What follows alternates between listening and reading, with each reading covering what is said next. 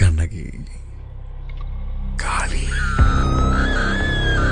പഞ്ചമി പഞ്ചഭൂതേശി പഞ്ചസംഖ്യോപചാരിണി പഞ്ചാശൽ പീഠരൂപേ ശ്രീഭദ്രകാളി നമോസ്തുതേ.